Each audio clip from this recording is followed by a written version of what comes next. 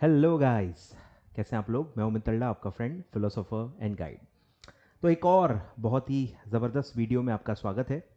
तो इस वीडियो में हम पढ़ेंगे कि सीएमए में कैसे हम एग्जाम्शन लेंगे, स्टील करेंगे। ठीक है, तो ये इतना आसान नहीं होने वाला है, but still we will try, will figure out कि कहाँ आपको फोकस करना है, कहाँ से आपके मार्क्स आ सकते हैं, कहाँ कम से कम आप टाइम दो जहां कुछ फायदा नहीं है। ठीक है, आपको अपने strong points, weak points identify करके अपनी अप्रोच बना दी है। ठीक है, चलो लेट्स स्टार्ट। एक एक करके हम डिस्कस करते हैं। ठीक है, वीडियो फटाफट लाइक कर देना। ठीक है, और ऐसे ही वीडियो लाइक करते रहना। ठीक है, अच्छा लगता है, मोटिवेशन मिलता है। चलो, तो let's start with breakup of practical versus theory. ठीक है, इसमें भी मैं टिपिकल ब्रेकअप लूंगा, आइडियल ब्रेकअप जो होता है, which is I always feel कि एवरेज अगर आप देखोगे 30 मार्क्स का एवरेज या 25 मार्क्स का एवरेज प्रैक्टिकल क्वेश्चंस का बनता है। ठीक है, तो मैं टिपिकली प्रैक्टिकल्स 30 काउंट करता हूं हमेशा। मेरे पास्ट के वीडियोस में भी आप देखोगे तो मैं 30 मान के चलता हूं। 30 से ज्यादा तो आज आई थिंक एक आध बार ही आया है, बहुत ज़्यादा भी नहीं आए हैं कभी भी, बट तैयारी ऐसी रखो कि प्रैक्टिकल ज़्यादा भी आ गए तो आप टैकल कर लो। ठीक है, तो 30 मार्क्स का मैं प्रैक्टिकल गिन रहा हूं और थ्योरी गिन रहा हूं मैं 70 मार्क्स। ठीक है, और इसी का अगर आप ब्रेकअप देखो पार्ट ए पार्ट बी का, तो वो भी मैं थोड़ा सा एक अंदाजा दे देता हूं। पार्ट ए जो आपका है 60 मार्क्स कॉर्पोरेट अकाउंटिंग, तो उसमें अगर आप देखोगे तो 10 से 12 प्रैक्टिकल्स आते हैं। ठीक है, और 48 टू 50 थेरी आती है। ठीक है, मतलब पार्ट ए में थेरी ज़्यादा आती है, बहुत ज़्यादा आती है, और पार्ट बी जो है 40 मार्क्स, उसमें प्रैक्टिकल भर भर के आते हैं। ठीक है, तो उसमें तकरीबन 18 से लेके 20 मार्क्स का आप प्रैक्टिकल गिन सकते हो। ठीक है, तो आपका 30 मार्क्स का आपका आ जाएगा। ठीक है, 10 और 20 आप गिनोगे 30 आएगा, 12 और 18 गिनोगे तो 30 आएगा। 30 मैं मान के चल रहा हूँ। ठीक है, और सिर्फ 20 से लेके 22 मार्क्स का थ्योरी आता है। ठीक है, क्लियर है क्या। तो ऐसा इसका कुछ ब्रेकअप है, एनालिसिस है।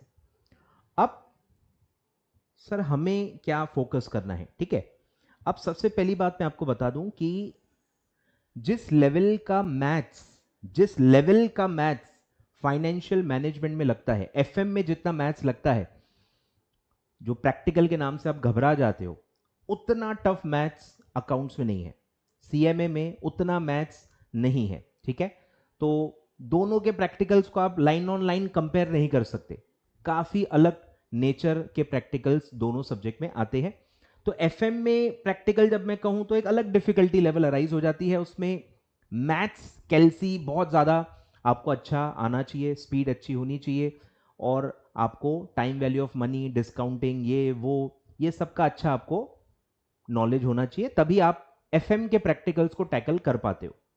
बट जब आप सीएमए के प्रैक्टिकल्स को देखोगे तो उसमें ये सब है ही नहीं, उसमें कोई कोई भी आई थिंक ऐसा कोई भी टाइप नहीं है जहां पे बहुत ज्यादा मैथ्स है। एक या दो ही टाइप है जो थोड़ा सा मैथ्स बेस्ड होंगे, सब कंसेप्ट बेस्ड है, सब कंसेप्ट बेस्ड है। ठीक है, अच्छी बात है कि कंसेप्ट बेस्ड है।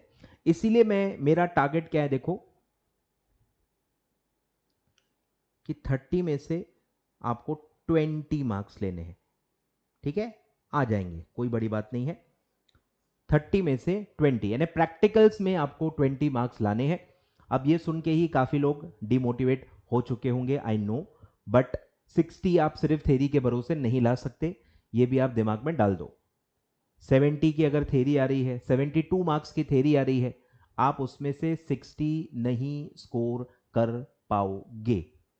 लिख लो, भूल सब, अगर याददाश्त का प्रॉब्लम है लिख लो, कोई भी दिक्कत नहीं है। मस्त जो आपकी एक रेगुलर बुक होगी ना, उसके फ्रंट पेज पे लिख लो कि सिर्फ थ्योरी के भरोसे एग्जाम्शन नहीं लिया जा सकता, 72 मार्क्स में से 60 मार्क्स आप नहीं स्कोर कर सकते, मतलब उसके होने के चांसेस की प्रोबेबिलिटी बहुत ही कम है।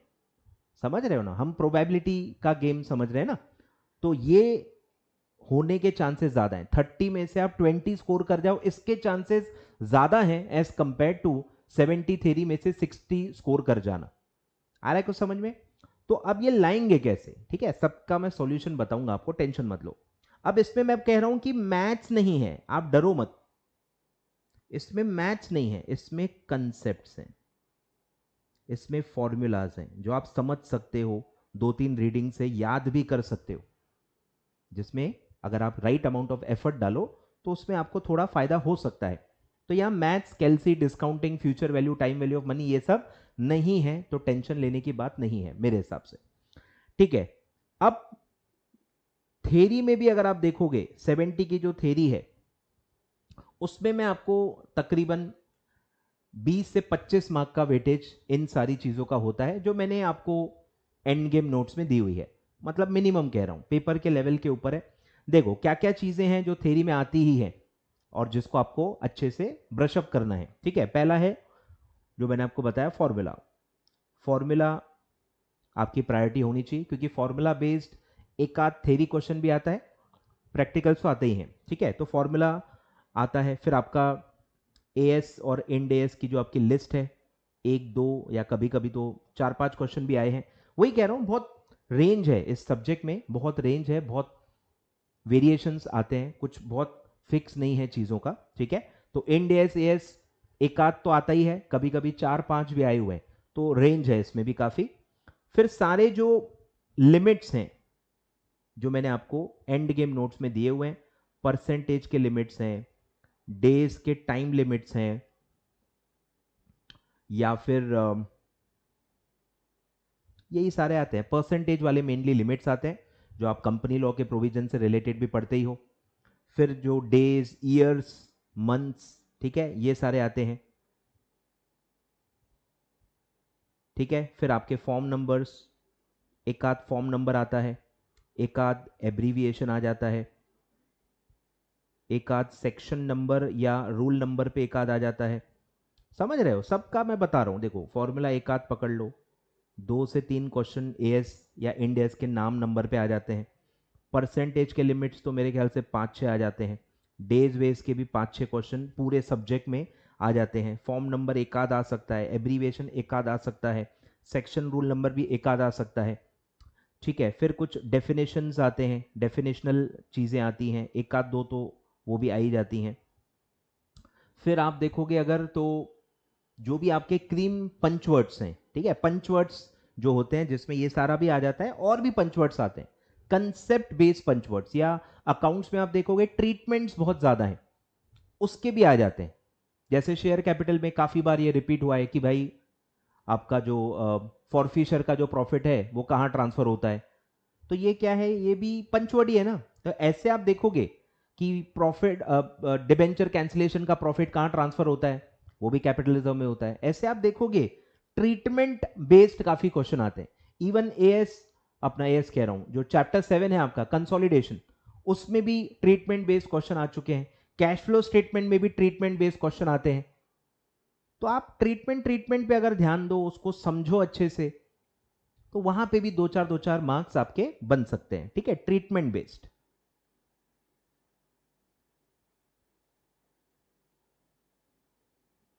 क्लियर है क्या? फिर आपका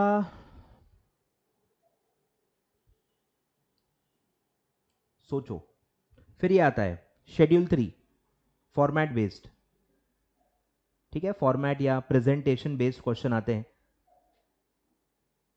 इसॉप पे काफी बार क्वेश्चन आया है कि इसॉप कहाँ प्रेजेंट होता है, तो बहुत सारे प्रेजेंटेशनल, मैं ऑलरेडी मिनी मैराथन में भी बता चुका हूं, काफी जगह मैंने अलग से बताया हुआ है, ठीक है।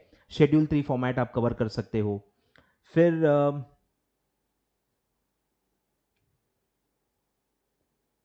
कॉस्ट शीट कवर कर सकते हो, ठीक है। फिर आपका जो ये है कॉस्ट ड्राइवर्स, ठीक है। फिर है एक्टिविटीज़ का जो आप एबीसी में पढ़ते हो, क्लासिफिकेशन ऑफ एक्टिविटीज़, उस पे भी क्वेश्चन आते हैं, ठीक है। ऐसे आप निकालोगे ना, इन सब को आप अच्छे से कवर करके समझ के कर सकते हो। मतलब मैं कह रहा हूं ये लड़ाई वर्थ है, यहां टाइम देना वर्थ है। काफी लोग गलत लड़ाई लड़ना चाहते हैं। जैसे एएस का टॉपिक है, हॉट टॉपिक है, इंडिविजुअल एएस के पिछले अटेम्प्ट में काफी क्वेश्चन आ गए। अब लोगों को वहां लड़ाई लड़नी है, नहीं जीत पाओगे, जीत ही नहीं पाओगे, क्योंकि आपका स्ट्रॉन्ग पॉइंट नहीं है वो, आपके सिलेबस से पूरे रिलेटेड ही नहीं है वो। तो आप कितनी भी मेहनत कर लो, कॉन्फिडेंस नहीं आएगा। यहां आप करोगे, कॉन्फिडेंस आ जाएगा। आ रहा है कुछ समझ में? ये चीजों की आप लिस्ट बना सकते हो, ये चीजों को आप अच्छे से समझ सकते हो, और समझने के बाद याद करना आसान हो जाता है। समझने के बाद याद हो जाता है, समझ रहे हो? तो ऐसा है। तो ये आप एक लंबी लिस्ट बनाओ, ठीक है। ये मैं इंडिकेटिव लिस्ट दे रहा हूं आपको, आप बनाओ। मेरे एंड गेम नोट्स में तो काफी चीजें सब दी हुई हैं, और इस पे क्वेश्चन आते भी हैं, ठीक है। अब कुछ क्वेश्चन ऐसे आते हैं जो कंसेप्चुअल हैं, जो डिपेंड करता है कि आपकी कंसेप्चुअल अंडरस्टैंडिंग कैसी है। जैसे आपके कैश फ्लो पे आ जाते हैं, कैश फ्लो पे कंसेप्चुअल क्वेश्चन आ जाते हैं, फंड फ्लो के कंसेप्चुअल क्वेश्चन आ जाते हैं। फिर आपके जो फाइनेंशियल रिपोर्टिंग वाला जो चैप्टर 8 है, उसमें से भी काफ़ी कंसेप्ट बेस्ड क्वेश्चन आ जाते हैं जो आपको कंफ्यूज कर जाते हैं। आ रहा है समझ में? तो ऐसे काफ़ी सारे चैप्टर्स हैं जो कंसेप्ट बेस्ड क्वेश्चन भी उसमें से आते हैं। आपका जो ओवरव्यू ऑफ कॉस्ट है, उसमें भी बहुत सारा कंसेप्ट बेस्ड चीज़ें हैं। चैप्टर 1 जो बेसिक चैप्टर है, उसमें भी काफ़ी कंसेप्ट बेस्ड चीज़ें हैं। तो कंसेप्ट बेस्ड चीज़ें अगर आपने कवर की हैं, प्रॉपर लेक्चर्स लेके पढ़ा है, तो वो सारी चीज़ें भी आपकी कवर हो जाएंगी। सेल्फ स्टडी वालों का मैं बता नहीं सकता कि उनकी लेवल ऑफ अंडरस्टैंडिंग क्या होती है, तो उनको कंसेप्चुअल थोड़ी सी अंडरस्टैंडिंग बढ़ानी पड़ेगी, ठीक है। फिर आप यहाँ पे जर्नल एंट्रीज भी कवर करके जा सकते हो। कभी कभी जर्नल एंट्री बेस्ड क्वेश्चन भी आ जाते हैं, एक आध मार्क वहाँ भी आ सकता है। ऑल जर्नल एंट्री एक ही वीडियो में मैंने पढ़ाया हुआ है, उसकी पीडीएफ भी मेरे वेबसाइट पे अवेलेबल है, सारी चीज़ें दी हुई है। मेरे तरफ से कोई भी चीज़ मतलब पेंडिंग नहीं है, ठीक है। तो ये सारी चीज़ों पे आपको फोकस करना है। यहां से मैं कह रहा हूं आपके 20 से 25 मार्क कवर हो जाएंगे, मजाक नहीं कर रहा हूं। 20 से 25 मार्क, कभी कभी 30 मार्क भी आ सकते हैं। अब लोग क्या कर रहे हैं ना, लोग है ही निगेटिव, लोग है ही निगेटिव, खुद के दुश्मन है। पिछले जो भी 5-6 पेपर हुए हैं, सिर्फ एक पेपर टफ आया है। वो 5 पेपर उनको नहीं दिख रहे, वो एक पेपर जो टफ आया ना, वही है, वैसा ही पेपर आएगा, वही लेवल आएगा। मतलब आप खुद के दुश्मन बन बैठे हो, तो आपको कोई बचा नहीं सकता। जो खुद का दुश्मन बन गया ना, उसको कोई नहीं बचा सकता। तो मेरा ये कहना है, वो एक्सट्रीम हो गया, पिछला पेपर बहुत एक्सट्रीम हो गया, और उसके पिछले आप पेपर्स देखोगे बहुत इजी पेपर आए हैं, आए ख्याल में। तो आपके ऊपर है कि आप क्या अजम्पशन लेते हो, क्या लेवल की प्रिपरेशन करते हो, या आपके माइंडसेट के ऊपर है, जो मेरे कंट्रोल में नहीं है। मैं यहां बैठ के आपका माइंडसेट कंट्रोल नहीं कर सकता, मुझे पता है, इतना एक्सपीरियंस है मुझे, ठीक है। तो वो आपको कंट्रोल करना है। 20 से 25 मार्क ऑन एन एवरेज अगर मीडियम लेवल का पेपर आता है, स्टिल 20 से 25 मार्क आपको इन्हीं सारे चीजों के मिलेंगे। और ये सारी चीजें ऑलमोस्ट मेरे एंड गेम नोट्स में सारी चीजें कवर्ड है, इससे और ज्यादा ही चीजें कवर्ड है। Conceptual lines, conceptual paragraph, methods के नाम काफी आते हैं ना, methods, which of the following is not a method. तो ये सारे भी मेरे मतलब एंड गेम नोट्स में कवर्ड है। तो अगर पेपर बहुत इजी आता है, तो 30 to 35 मार्क्स का भी कवरेज इन सारी चीजों का रहता है। नहीं तो मुझे बताओ, थ्योरी में और पूछेंगे क्या? अकाउंट्स में थ्योरी में और पूछेंगे क्या भाई? पंचवर्ड्स ही पूछेंगे, ट्रीटमेंट्स पूछेंगे, प्रेजेंटेशंस पूछेंगे, जर्नल एंट्री, बरोबर। तो अगर आप कंसेप्चुअल पढ़ाई करते हो, तो आपका हर चीज अपने आप कवर हो जाएगा, ठीक है। तो ये मैं बोल रहा हूं कि 20 मार्क आप यहां से लाओ, 20 से 25 मार्क आप यहां से लाओ, ठीक है। 40-45 मार्क तो आपके यहां पे बन जाएंगे। अब बचा हुआ जो है, ठीक है, अब जैसे आप देखोगे, आप चैप्टर लेवल पे भी देख सकते हो, ठीक है। जैसे हम कहें कि भाई चैप्टर 1 तो देखो सबसे बेसिक है। चैप्टर 1 बेस है। अगर आपका बेस स्ट्रांग है, अगर आपको सब जर्नल क्या होता है, लेजर क्या होता है, पोस्टिंग क्या होती है, सब्सिडरी बुक्स क्या होते हैं, अगर ये सब आप पढ़ के गए हो, कौन सी सब्सिडरी बुक में क्या टाइप की चीजें रिकॉर्ड होती हैं, ये सब अगर आपको आता है, तो उसमें से कोई भी क्वेश्चन बन जाए, कंसेप्चुअल बन जाए, आप सॉल्व कर लोगे। कुछ समझ में आ रहा है? इन पे आपको फोकस करना है, ठीक है। इनको आपको मल्टीपल टाइम्स पढ़ना है। टाइप वाइज प्रैक्टिकल शीट मैंने आपको दी है, टाइप वाइज प्रैक्टिकल शीट पूरी पढ़ाई भी हुई है, सारे पास पेपर भी पढ़ाए हुए हैं, सब अवेलेबल है। तो ये 20 मार्क्स में भी आप क्या कर सकते हो, टाइप्स आइडेंटिफाई करो, कौन से क्वेश्चंस आपको इजी लगते हैं, कौन से क्वेश्चंस आपको जमते हैं, आप उन पे फोकस करो। आ रहा है कुछ समझ में? जैसे आपको अगर एग्जाम्पल कैश फ्लो जमता है, कैश फ्लो में भी मैं कह रहा हूं चलो 3 या 4 क्वेश्चन आते होंगे। अब क्या तीनों चारों क्वेश्चन टफ होंगे, लेंदी होंगे? नहीं, चैप्टर ही लिमिटेड है। तो अगर सपोज चैप्टर कैश फ्लो में से 4 क्वेश्चन आते हैं, उसमें से मैं कह रहा हूं 3 क्वेश्चन इजी आते हैं, एक क्वेश्चन है लंबा आएगा या टफ आएगा, 4 में से 3 लेकिन आपको जम जाएंगे। फिर अगर आप शेयर कैपिटल देख रहे हो, शेयर कैपिटल से सपोज 6-7 क्वेश्चन आ रहे हैं पूरा मिला के, अंडर राइटिंग ये वो सब मिला के 6-7 क्वेश्चन अगर आ रहे हैं, तो उसमें से 4 या 5 क्वेश्चन आपको इजी लगेंगे। मैं कह रहा हूं सब में एक क्वेश्चन टफ आएगा, कैश फ्लो का एक क्वेश्चन टफ आएगा मान लो, शेयर कैपिटल में से चलो एक क्वेश्चन टफ आ जाएगा, कंसोलिडेशन चलो 2 या 3 क्वेश्चन आएंगे तो सारे ही टफ रहेंगे, वो चलो मैं पूरा ही टफ मान लेता हूं। फिर अगर आप देखोगे प्रैक्टिकल कहां से आते हैं, रेशियो एनालिसिस से आते हैं, 7-8 क्वेश्चन आ जाते हैं, 7-8 में से 5 तो इजी जाते हैं या सिमिलर आते हैं, एक या दो ही है जो आउट ऑफ बॉक्स होंगे या ऐसे फॉर्मूले पे होंगे जो आपको नहीं जमता या पास पेपर में नहीं आया है, पहली बार आ गया है तो आपने प्रैक्टिस नहीं की है। 6-7 क्वेश्चन रेशियो के आते हैं, 4 या 5 क्वेश्चन तो सेम आते हैं या सिमिलर आते हैं। तो अगर आप पास पेपर अच्छे से करके जाओ, जो कि ऑलरेडी अवेलेबल है, पढ़ाए हुए हैं, समझाए हुए हैं अच्छे से विद फॉर्मूला, तो आपके वो कवर हो जाएंगे। तो मैं कह रहा हूं ये 20 मार्क्स की भी आप बहुत अच्छी प्लानिंग करो, ठीक है, सारे टाइप सारे क्वेश्चंस आइडेंटिफाई करो। फिर आपके जैसे रेशोज में कुछ कुछ बहुत इजी आते हैं, EPS, P ratio, yield ratio, capacity ratio, ये काफी इजी होते हैं, अगर आप इनको समझ लो मुझे नहीं लगता बहुत ज्यादा टफ है। सिमिलरली अगर आप मार्जिनल कॉस्टिंग देखो, डिसीजन मेकिंग टूल्स, उसमें से भी 8-10 क्वेश्चन आ जाते हैं, उसमें से भी 5 से 6 इजी होते हैं या एग्जैक्टली सेम या सिमिलर क्वेश्चन आते हैं जो पास में आ चुके हैं, वही चेंज इन कॉस्ट चेंज वाले फॉर्मूले, 2 लेवल्स का डेटा दिया है, 2 साल का डेटा दिया है, आपको फिक्स कॉस्ट निकालना है, आपको पीवी रेशो निकालना है, सारे सेम टाइप है। मैं बता रहा हूं आप अगर 5 पेपर अच्छे से करके जाओ ना, मैं कह रहा हूं कि 30 में से 20 आ जाते हैं। 10 मार्क ये जो मैं छोड़ रहा हूं वो कौन से छोड़ रहा हूं, जो एक्चुअली टफ है। जैसे मैंने बताया कंसोलिडेशन, मैं मानता हूं चलो आपको नहीं जमेंगे, 2 क्वेश्चन आते हैं, 2 क्वेश्चन आते हैं देख लो, कभी एक आता है कभी 2 आते हैं, 2 क्वेश्चन वो छोड़ दो। शेयर कैपिटल मैं बोल रहा हूं चलो एक आध आता है लेंदी, एक आध आउट ऑफ बॉक्स आएगा, लंबा आएगा क्वेश्चन, छोड़ दो। डिबेंचर में भी एक आध ओन डिबेंचर, सिंकिंग फंड, कुछ तो एक आएगा, वो आपको नहीं जमेगा। 10 ही होते हैं, समझ रहे हो, 2 आपके होंगे कंसोलिडेशन के, एक शेयर कैपिटल का, एक डिबेंचर का, एक बजटिंग का, एक रेशो का, एक डिसीजन का, सबके एक एक या 2 क्वेश्चन टफ आएंगे। ये सब मिला के भी मैं कह रहा हूं 10 ही होते हैं। वैल्यूएशन भी देख लोगे, 7-8 क्वेश्चन अगर आए, 4 तो सेम ही आते हैं या सिमिलर आते हैं, वही गुडविल का क्वेश्चन आएगा, वही आपका पी रेशो का वैल्यूएशन आएगा, या वही वही टाइप के वैल्यूएशन के, या जो एफएम बेस्ड क्वेश्चन आते हैं वैल्यूएशन के, डिविडेंड बेस्ड अप्रोच के आते हैं, वो भी सेम ही आते हैं। तो अच्छे से अगर आप करो ना, मैं बोल रहा हूं 18 से 20 मार्क तो आने ही वाले, अच्छे से करो, जितना पढ़ाया हुआ है उसको समझो, फॉर्मूले को समझो, और उसको कैसे अप्लाई कर सकते हैं, क्या वेरिएशंस आ सकते हैं वो आपको पता होने चाहिए, डेटा कैसे बदल बदल के थोड़ा सा एक आध स्टेप एक्स्ट्रा करने के लिए बोल सकता है। बेसिक जो आपका पीएनएल की आपकी अंडरस्टैंडिंग है, रेशो और मार्जिनल कॉस्टिंग में जो एक कॉस्ट शीट और पीएनएल की अंडरस्टैंडिंग लगती है, वो आपकी आनी चाहिए। तो ठीक है, ये आपको थोड़ा सा डिटेल में लेके जाओ इसको। तो 20 या 20 और 25 लगभग 40-45 मार्क्स तो आपके ये आ सकते हैं, बेस आपका पासिंग का यहां से बन सकता है। देखो आधा प्रैक्टिकल पे आधा थ्योरी पे, इसलिए मैं कह रहा हूं ये बहुत फुल प्रूफ है। सिर्फ थ्योरी के बेस पे करोगे तो भी देखो नहीं है, प्रैक्टिकल पे भी एक लिमिट के ऊपर नहीं जा सकते, समझ रहे हो, बैलेंस्ड अप्रोच है। 20-25 इधर से 40-45 तो आपके बेस बन गए।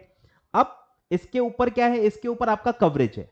जैसे मैंने आपको बताया कि चैप्टर 1 में देखोगे तो सबस्टरी बुक है, ये वो है, उसमें से काफी क्वेश्चन आ जाते हैं, कुछ कुछ टाइप ऑफ अकाउंट पे आ जाते हैं, ये कौन सा टाइप है, वो कौन सा टाइप है।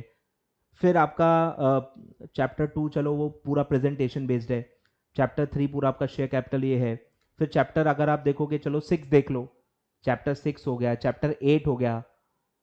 तो इनमें से अगर आपकी कवरेज अच्छी है, ईवीए एमवीए ये कंसेप्ट आपको आते हैं, डेफिनेशन और अच्छे से आप सब पढ़ के गए हो, फिर जो सारे लिमिट्स होते हैं कमिटीज के, ये CSR VSR सब अगर आप अच्छे से पढ़ के गए हो, कारो 2020 पढ़ के गए हो, तो 5-5 मार्क 10-10 मार्क वो भी बढ़ेंगे ना। अब वो मैं किसी एक कैटेगरी में फिट नहीं कर सकता क्योंकि वो नॉर्मल थेरी क्वेश्चंस होते हैं आए ख्याल में, तो वो भी हो जाएंगे। फिर चैप्टर जो 10 11 12 है, चैप्टर 10 और 11 तो इजी है, फिक्स है, वही चीजें 2 बार 3 बार 4 बार आपको पढ़नी है, वही स्मॉल एंड मीडियम कंपनी की लिमिट्स हैं, वही आपका level 1 level 2 level 3 applicability of as harmonisation, ये वो सब इजी है वो।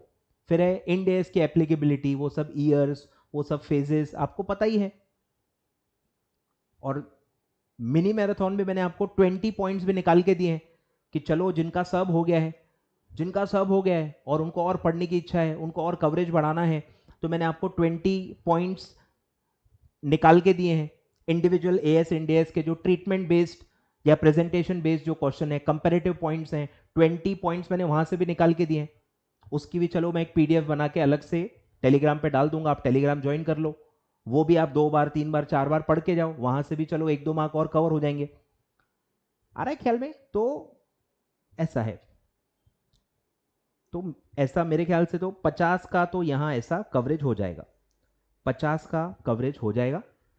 50 के ऊपर अभी डिपेंड करता है आपकी कंसेप्चुअल अंडरस्टैंडिंग कितनी है ओवरऑल लेवल पे। जैसे कॉस्ट रिकॉर्ड वाला चैप्टर है तो उसमें आपका सब अच्छे से आता है कि नहीं, आपको ऑब्जेक्टिव्स वगैरह पढ़े हैं कि नहीं, जो फॉर्म नंबर्स हैं उसके जो अंदर के पॉइंट्स हैं वो भी, उस पर भी एक आध क्वेश्चन आता है।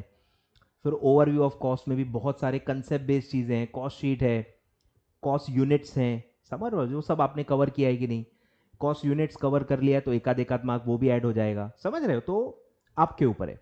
वैल्यूएशन में भी जो वैल्यूएशन के बहुत सारे मेथड्स हैं, उसके फॉर्मूलेज हैं, फिर इंटेंजिबल एसेट के ट्रीटमेंट्स हैं, वो सब कितने डेप्थ में आपने पढ़ा है। फिर एक जो एफएम रिलेटेड पूरा चैप्टर है वैल्यूएशन का, वो तो बहुत इजी है, सीए पीएम, फिर उसके advantages, assumptions, formula, arbitrage theory, तो ये सब तो आपने एफएम में भी पढ़ा है, वहां से भी 2-3 मार्क कवर हो जाएंगे। तो ये वो इस पे फिट नहीं बैठ रहे, पर मैं कह रहा हूं ये जो भी मैं बता रहा हूं यहां से आपको 10 मार्क लेने। सीएपीएम हो गया, आर्बिट्राज हो गया, अंडर प्राइसिंग, ओवर प्राइसिंग, इसको आप समझ लो, सारी चीजें पढ़ाई हुई है, मिनी मैराथन में कवर करवाई हुई है, टाइप वाइज प्रैक्टिकल में सारे प्रैक्टिकल के निटिग्रिटीज बताए हुए हैं। तो ये आपके ऊपर है कि आपको कवर करना है। लोग अगर मेरा वीडियो ही नहीं देख रहे तो मैं उनको हेल्प नहीं कर सकता। There is no other way an online teacher can help. Video ही नहीं देखना है तो मैं आपको हेल्प नहीं कर पाऊंगा, और वीडियो देखोगे तो आपको बहुत मजा आएगा। बहुत सारी चीजें, बहुत सारे कवरेज में मैंने कराए हुए हैं, सारे पास पेपर कवर्ड है। दिसंबर 22 का भी पेपर पढ़ाया हुआ है, जून 22 का पेपर पढ़ाया हुआ है, उसके पिछले सारे पेपर पढ़ाए हुए हैं, ऑल जर्नल एंट्रीज अलग से रिवाइज कराया हुआ है। मतलब और क्या करना है, सारी चीजें हो गई। मिनी मैराथन भी कवर्ड है, टाइप वाइज प्रैक्टिकल की भी रिवीजन अलग से मैंने क्रॉप करके डाल दी है, ठीक है। तो अब आपके ऊपर है भाई, आपके हवाले है वतन साथियों। इस तरह से मेरे ख्याल से आप पासिंग का बेस बना सकते हो, ठीक है। अच्छे से एक दिन मैं बोल रहा हूं निकालो, आधा दिन निकाल लो, चलो एक दिन बहुत ज्यादा होता है आज की डेट में, आधा दिन निकाल लो, एक बार देख लो कि कौन से टाइप के प्रैक्टिकल है जो आपको आ रहे हैं, उस पर फोकस करो। टाइप वाइज प्रैक्टिकल शीट लेके बैठ सकते हो, उसके प्रिंट आउट ले लो, विथ वर्किंग नोट दिए हुए, बढ़िया पैकी बैठ के टाइप निकालो, सारे टाइप की प्रैक्टिस कर लो, आइडेंटिफाई कर लो चलो कौन सा टाइप आपको नहीं आता, तो वो स्किप करने में हेल्प हो जाएगी कि भाई ये भयंकर है मेरे को नहीं आता, पेपर में स्किप करना है, समझ रहे हो। तो क्या नहीं आता उसकी भी अंडरस्टैंडिंग होना बहुत जरूरी है। तो आप 20 मार्क्स पहले प्रैक्टिकल में अंदर कर लो, पास पेपर से भी प्रैक्टिकल्स कवर कर लो, और टाइप वाइज प्रैक्टिकल से भी प्रैक्टिकल कवर कर लो, 20 मार्क्स मेरे ख्याल से जम सकते हैं। और फिर एंड गेम नोट्स को मल्टीपल टाइम्स पढ़ो, ताकि अगर आपके क्वेश्चन रडार में आ जाता है, लिमिट पे आ जाता है जो आपकी पढ़ी हुई है, एएस एनडीएस पे आ जाता है जो आपका पढ़ा हुआ है, तो वहां फिर मार्क्स आपको छोड़ने नहीं है, ठीक है। तो एंड गेम के 2-3 कम से कम आपको रिविजन्स करने हैं। पॉकेट बुक जिनके पास है उनके अंदर ऑलरेडी कवर्ड है, पॉकेट बुक में आपका एंड गेम नोट्स भी कवर्ड है, पॉकेट बुक के अंदर आपका टाइप वाइज शीट भी कवर्ड है, फॉर्मूला शीट भी कवर्ड है, सब कवर्ड है, ठीक है। अब सर हम रिवाइज कैसे करें, उस पे आते हैं, रिवाइज कैसे करें। तो रिवाइज आपको करना है रिवीजन नोट से, मेरे वेबसाइट पे अवेलेबल है, ठीक है, फ्री ऑफ कॉस्ट, आप डाउनलोड करके प्रिंट करके पढ़ सकते हो। तो कवरेज वाइज रिवीजन नोट्स आपका मिनिमम कवरेज होगा, सिर्फ एंड गेम नोट्स पढ़ के आप नहीं जा सकते हो, एफएम में भी ऑलरेडी मैं बता चुका हूं, पूछना ही नहीं, मतलब ये मेरे लिए अब तौहीन हो गई, पूछ के देख लेते हैं, मतलब लोग समझ में नहीं आता, मैं बच्चा नहीं हूं, ठीक है, मतलब आप बच्चे हो पर मैं बच्चा नहीं हूं, मैं समझ रहा हूं ना, 100 बच्चों को वही चीज़ों का आंसर नहीं दे सकता, पेशेंस लेवल है मेरा, पर एक बियॉन्ड अ पॉइंट आप इम्पेशेंट हो जाते हो। 100 बच्चे को जवाब देके जब वो 101 वाला बच्चा पूछता है, फिर मेरा पेशेंस वक्त खत्म हो जाता है और उसको लगता है कि उसी ने मेरे से सिर्फ पूछा है और मैं उस पर गुस्सा हो रहा हूँ, आप सर गुस्से वाले हो, आप रूड हो, तो ऐसा हो जाता है। उसको नहीं पता 100 बच्चे ये पूछ चुके हैं, मैं 100 बच्चों को जवाब दे देके मैं तंग हो गया हूँ, उसको लगता है कि ये सवाल सिर्फ इनोसेंट सा सवाल वो सिर्फ अकेला कर रहा है पैन इंडिया लेवल पे और कोई कुछ पूछ ही नहीं रहा। तो समझो बात को, ठीक है। तो रिवीजन नोट्स आपका मिनिमम कवरेज है, इससे कम का सोचना भी गुनाह है, ठीक है। नंबर 2, मल्टीपल, ये जो मैंने आपको बताया क्रीम वाले अलग से भी पढ़ना जरूरी है, तो आप एंड गेम नोट्स पढ़ सकते हो, कोशिश करना कि 2 बार पढ़ो, ठीक है, उसी में फॉर्मूला शीट वगैरह भी, या फॉर्मूला शीट अलग से लिख लो, ठीक है। फॉर्मूला शीट पढ़ने के बाद फिर आपको टाइप वाइज प्रैक्टिकल पढ़ने चाहिए, बस इतना मेरे हिसाब से आपको कवरेज रखना चाहिए।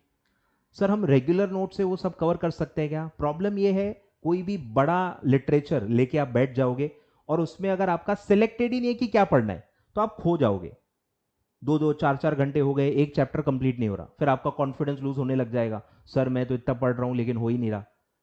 बड़े नोट्स, रेगुलर नोट्स आप तभी पढ़ सकते हो जब आपका टिक किया हुआ है, पता है आपको एग्जैक्टली क्या क्या कवर करना है, क्या क्या नहीं कवर करना है, कहां टाइम नहीं देना है। अगर इतना स्ट्रिक्टली आपका टिक किया हुआ है और आप उतना स्ट्रिक्टली उसको इंप्लीमेंट कर सकते हो, तो ही कोई रेगुलर मटेरियल उठाओ, नहीं तो रेगुलर मटेरियल से दूर रहो, आप खो जाओगे, क्योंकि आपको ये भी इंपॉर्टेंट लगेगा, वो भी याद नहीं आ रहा, ये भी पढ़ लेते, वो भी पढ़ लेते, तो टाइम निकल जाएगा पर कवर कुछ नहीं हो पाएगा। समझ रहे हो क्या? इसकी अंडरस्टैंडिंग रखो। तो ये मेरे ख्याल से सफिशिएंट है, ठीक है, इतना आप रिवाइज करो। 2 दिन अगर आपके पास मिलते हैं, 2 दिन में आप इसको अच्छे से रिवाइज कर सकते हो। रिवीजन नोट्स बहुत बड़े नहीं है, आई थिंक 200 पेजेस के लगभग होंगे, 180 to 200 पेजेस के होंगे। एंड गेम नोट 60 पेजेस होंगे, लगभग 60-70 पेजेस। फॉर्मूला शीट भी 8-10 पेज की होगी, और टाइप वाइज प्रैक्टिकल भी बहुत ज़्यादा नहीं है, ठीक है। तो ये 2 दिन में अच्छे से आप मेरे ख्याल से पढ़ सकते हो, ठीक है। इससे ज़्यादा आपको टाइम मिलेगा भी नहीं, इससे ज़्यादा आपको टाइम भी नहीं मिलेगा, तो ज़्यादा सोचने की ज़रूरत ही नहीं है, इसी पे ज़्यादा टाइम दो। एंड गेम नोट्स जैसे मैंने कहा 2 बार, या उसके बाद भी टाइम बच रहा है 3 बार पढ़ लो भाई, क्या दिक्कत है। ब्रशअप करो, ब्रशअप करना ज़रूरी है, क्योंकि काफ़ी बार ऐसा होता है कि पढ़ा पढ़ाया आ जाता है पर आपको कन्फ्यूजन हो जाता है और फिर आपको स्किप करना पड़ जाता है। जैसे एएस के नंबर कह रहा हूँ, एएस के नंबर्स आपने वो पढ़े हुए हैं, पर क्योंकि आपने उसको मल्टीपल टाइम्स नहीं पढ़ा है, आप ऑप्शन में कंफ्यूज हो गए। लिमिट्स में भी काफी बार आप ऑप्शन में कंफ्यूज हो जाओगे। ऑप्शन में कंफ्यूज तभी आप नहीं हो पाओगे जब आप 3-4 बार पढ़ोगे उसको, तो क्रिस्टल क्लियर याद रहेगा, नहीं यार ये इसका यही था। तो अगर वो चाहिए, वो एक एक्स्ट्रा रिवीजन जरूरी होता है। तो अगर आपके पास टाइम है एक्स्ट्रा, आपको ऐसा लगता है, एंड गेम नोट्स एक बार और आप पढ़ लेना, ठीक है। चलो, क्लियर है क्या? तो आई होप सारे सवालों के जवाब मैंने दे दिए, ठीक है। रिवीजन इस सीक्वेंस में करना है, 2 दिन आप रिवीजन के लिए रख सकते हो, 2 दिन में इतना आराम से कवर हो जाता है। फिर मैंने आपको ये सब बता दिया है, ठीक है, लगभग सारी चीज़ें एंड गेम नोट्स में कवर्ड हैं। अच्छे से आपको मल्टीपल टाइम्स पढ़ना है, प्रैक्टिकल को टाइप वाइज प्रॉपर कवर करो, टाइप वाइज शीट आपको हेल्प करेगी। सारे जर्नल एंट्री भी अलग वीडियो में और अलग पीडीएफ में दिए हुए हैं, सारे जर्नल एंट्रीज भी कवर कर लो। और जो इसके अलावा है, अब वो रेगुलर स्टडी के ऊपर आपका डिपेंडेंट है। अगर रेगुलर स्टडी आपकी स्ट्रांग होगी तो वहां पे भी आप मार्क्स आराम से बटोर सकते हो।